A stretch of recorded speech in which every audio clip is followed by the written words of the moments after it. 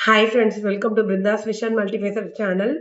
இன்னைக்கு நான் எதை பத்தி பேச போறேன் அப்படின்னா, கணவன் மனைவி உறவை பத்தி தான் பேசுறேன். அஃப்கோர்ஸ் ஒரு 5% வந்து நல்லா வாழ்ந்துட்டு இருப்பாங்க. ஆனா அவங்களுக்குள்ள கூட சண்டையே வராதுன்னு சொல்ல முடியாது. ஒருத்தவங்கள புரிஞ்சுக்கிட்டு தான் வாழ்றாங்களா அப்படின்றத கூட நம்ம அஷ்யூரன்ஸா சொல்ல முடியாது. ஏன்னா ஒரு ஆண் தனித்துவமானவன், அதே மாதிரி ஒரு பெண் தனித்துவமானவள். சும்மா வார்த்தைக்கு வேணா சொல்லலாம். ஒண்ணா உட்காந்து பேசினா எல்லாம் சரியாயிடும், விட்டு கொடுத்து போனா சரியாயிடும். ஸோ வந்து ஒண்ணா உட்காந்து பேசினா கூட அவங்கவங்க அவங்க குறைய கூட தான் சொல்லிப்பாங்க. ஸோ அதனால வந்து அது கண்டிப்பா சரியாகாது.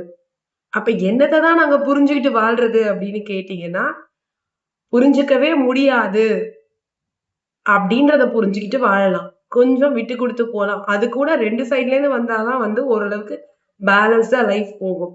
ஆனா நான் ஒருத்தர் ஒரு பட்டிமன்றத்துல பேசினாரு, அத கேட்டேன்.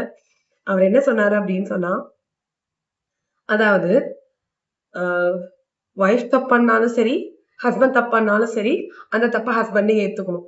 பாரபட்சமா தான் பேசினாரு. பட் என்ன என்ன சொல்ல வர்றாரு அப்படின்னா, உறவுகள் வேணும்னா நம்ம மன்னிப்பு கேட்கறது தப்பில்ல. அதுவும் செய்யாத தப்புக்கு மன்னிப்பு கேட்கறது தப்பே கிடையாது அப்படின்ற மாரி சொல்றாரு. ஸோ உங்களோட கமெண்ட்ஸ நீங்க சொல்லுங்க. எனக்கும் சரின்னு தான் தோணுது. அஃப்கோர்ஸ் அ உறவு நமக்கு வேணும்னா நம்ம விட்டு குடுத்து போறதுல தப்பில்ல. ஆனா அது எந்த எக்ஸ்ட்ரீம்க்கு யார்கிட்ட விட்டு குடுத்து போறோம் அப்படின்றது ரொம்ப முக்கியம். யார்கிட்டனா, அவரு உண்மையான அன்பு வச்சிருக்காரு அப்படின்ற பட்சத்துல கேரிங்காவாது இருக்காது. ஏதோ ஒரு பிளஸ் இருக்கலாம். அந்த மாதிரி இருந்தா நம்ம வந்து விட்டு குடுத்து போறதுல தப்பில்ல. பட் அவரு இந்த பட்டிமன்றத்துல என்ன பேசினாரு அப்படின்னா, எந்த தப்பு பண்ணாலுமே நான் சாரி கேட்டுருவேன். நான் தப்பு பண்ணாலும் சரி, என் வைஃப் தப்பு பண்ணாலும் சரி, நான் சாரி கேட்டுருவேன். அந்த மாதிரி தான் எங்க லைஃப் சந்தோஷமா போயிட்டு இருக்கு. ஸோ இந்த இடத்துல நான் ஒரு எக்ஸாம்பிள் சொல்ல விரும்புறேன். ஒரு ஹஸ்பண்ட் அண்ட் ஒய்ஃப் வந்து லேட் நைட் வீட்டுக்கு போயிட்டு வராங்க. ஒரு 4, 5 கீ அ இருக்கிற ஒரு கீ செயின் வந்து அவங்க கிட்ட இருக்கு. அந்த நேரம் பார்த்து கரண்ட் இல்ல. ஸோ அ திறக்கறதுக்கு ஒய்ஃப் ட்ரை பண்றாங்க. பசங்களும் நிக்கிறாங்க. ஒய்ஃப் ட்ரை பண்றாங்க. ஹஸ்பண்ட் வந்து அந்த லைட் பிடிச்சிருக்காங்க. பசங்க வந்து கீழ இறங்கி போயிடுது. கொஞ்ச நேரம் நின்னு பார்த்துட்டு திறக்க முடியலன்னு சொல்லிட்டு. ஸோ ஹஸ்பண்ட் அண்ட் ஒய்ஃப் மட்டும் தான் இருக்கிறாங்க. ஹஸ்பண்ட் வந்து மொபைல் பிடிச்சிருக்காரு. ஒய்ஃப் வந்து திறக்க ட்ரை பண்றாங்க. ஸோ ஒய்ஃபால திறக்கவே முடியல. 2, 3 சாவி போடுறாங்க. திறக்கவே முடியல.